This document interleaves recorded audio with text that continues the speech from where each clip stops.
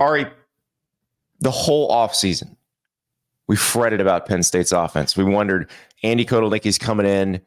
Will James Franklin let it rip? Will Drew Allar take more chances down the field? Against West Virginia, it looks like the answers are yes and yes. Yeah, I mean, we're talking about an offensive coordinator who I think most people believe is going to be a head coach here in a few years. And, I think that there was some question or concern about whether or not James Franklin was just going to let the man cook. And this isn't just a game that they were playing some overmatched FCS opponent. They were playing a really good West Virginia team that is feeling good about its program on the road in an opener, and they were able to do this. Now, obviously, things got off to a slower start. We had that long delay in the middle of the game, but if you're a Penn State fan and you look down at this box score and you see 216 yards and 3 touchdowns and, the rushing complement with all, like, they have a lot of pieces. And also maybe the best overall player in the entire sport on defensive line at Abdul Carter. So, like, I could buy in a lot of this hype. Yeah, and that's the thing. So I actually thought the delay was interesting. It was a very long lightning delay. And you wonder after that, are you going to be the same team? Because it almost becomes a separate game at that point. And Penn State had gotten cooking right before that started. And when they came back, they were just like they were right before the delay. It really didn't change much. And so it wasn't fluky. They actually repeated. It's almost like we've seen them in 2 games doing this now against a decent opponent. And that's even more encouraging. Now, you mentioned would James Franklin let Andy Kotelnicki cook? It's more like would he let him mix up his Dairy Queen Blizzard? The Blizzard in itself, right, is a wonderful dessert, right, which we should all use in moderation, correct? Okay. In itself looks complicated because it's messy inside, right? And the person working there puts it in the machine and the ice cream. But fundamentally, it's mostly made up of what? Vanilla ice cream. So if you could equate offensive football to your favorite Blizzard and understanding that what it's going to look like is going to be looking like a messy piece of deliciousness, but fundamentally is composed of really just vanilla ice cream and your favorite candies, right? That's when we talk about simplicity versus complexion, right? So it's going to look really complex, but really at the end of the day, it's just 2 ingredients mixed together. Did you fall in love? I mean, I did think that the perfect way to describe Penn State's offensive philosophy was a perfect, perfect mixture of, or perfect mess of deliciousness or something that he just said that was, yes, I did fall in love. And by the way, go on a 20-minute rant about a Blizzard another time, check out the podcast. But like, the thing that I really, really loved about this game is that a lot of the questions that we had about this Penn State team seemed to be answered pretty quickly. They got the quarter out of their system, but, Drew Allar's advancement, his improvement, his growth, is he going to be the guy that they thought he was going to be? And to see obvious and clear steps forward right out of the gate from your quarterback, really bodes well for a program that is trying to take the next step and the one that's probably going to benefit the most from this new playoff system. I just wish that Andy Kotelnicki had held his playbook upside down like they do for the Blizzard when they give it to you. Just see, it doesn't come out of the cup. What are they trying to prove when they do that? I think that it's very thick. Okay. And it's not just, gloopy soft serve, that it's very thick and it's going to hold together. Okay. But I also liked the metaphor. That metaphor had many levels to it. Yeah. Well, he's talking about how the base is vanilla ice cream. How, yes, there's some Reese's Pieces in there, or there's some M&Ms or something else, but all the things that you hated about Penn State's offense, these little basic things, they're going to do those well, but then they're going to add in some Reese's Pieces. Yeah, and that's what takes you to the moon, baby. You can't get a Blizzard without those fundamentals, without that basic. You can't without that vanilla ice cream.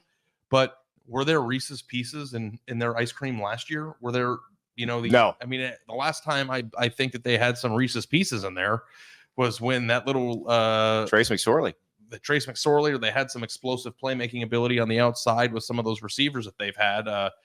Jahan Dotson just always comes to mind, and how much he could have helped the last iteration of Penn State. But this year, I really do think it's okay to buy into what they're selling. They don't play Michigan this year. They have USC and Ohio State. And, they can manage to lose one of those games, but if they win one of them, we're talking about a playoff team that might have an advantageous matchup with the first-round quarterback and the first-round defensive end on their team. Well, and we're also talking about a team that could play for the Big Ten title, because for sure. That's the other thing about that schedule when you look at it.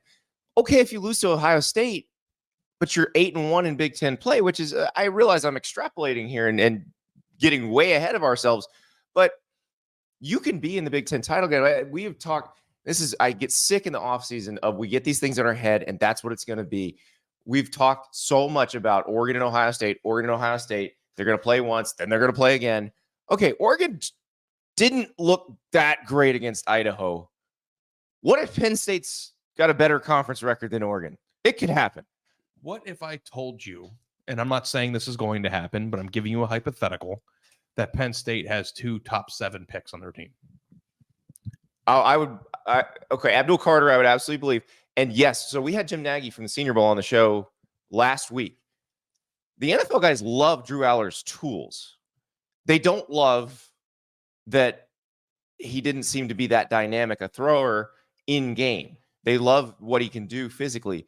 But if you can then become that guy in game, which that was our big question, then yes, because they're going to take that guy who looks like that, who moves like that, who throws like that, and give him every benefit of the doubt. So if he's producing in games, they're going to pick him very high. Well, and you also have to put into perspective too, Andy, that the bad Penn State version was a 10-game winner last year.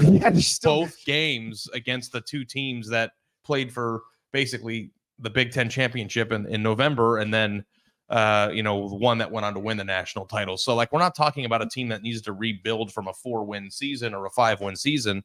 We're talking about a very sturdy program that's been consistently a 10-win program, taking the next step, because that's the only thing that you'll hear Penn State fans talk about. When is James Franklin finally going to get over the hump? When is he going to beat Ohio State and or Michigan? When are we going to do this? They're not that far away. And honestly, I don't think that they were that many pieces away last year from doing that. Yeah. So if you do, and we're 10 steps ahead because that's what we do. Yeah. But Abdul Carter is 100% a top 10 pick at this point, right?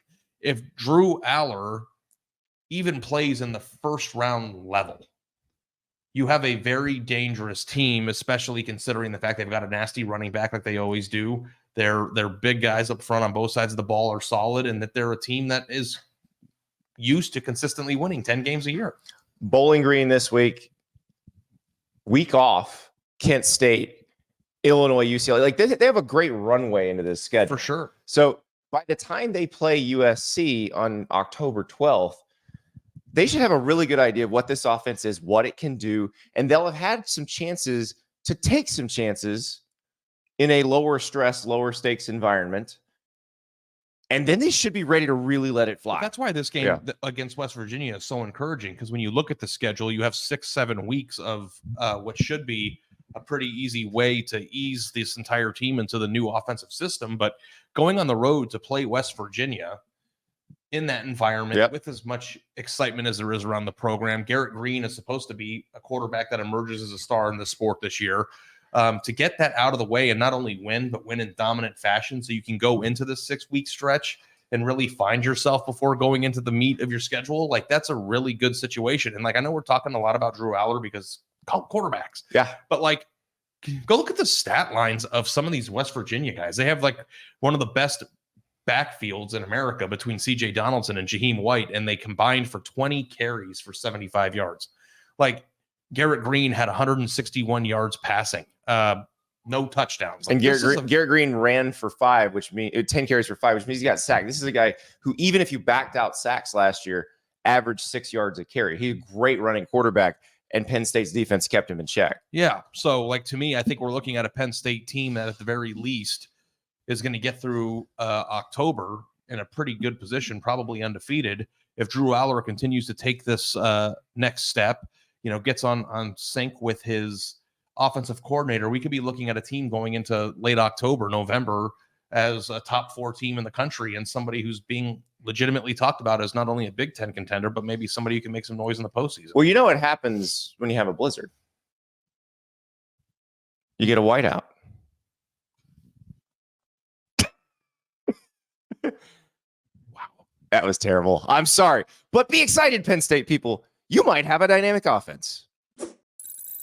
Thank you so much for watching. Just a reminder, subscribe to this channel right here so you never miss an episode of Andy Staples on 3. And oh, by the way, watch all the other great videos on the On3 Sports YouTube channel.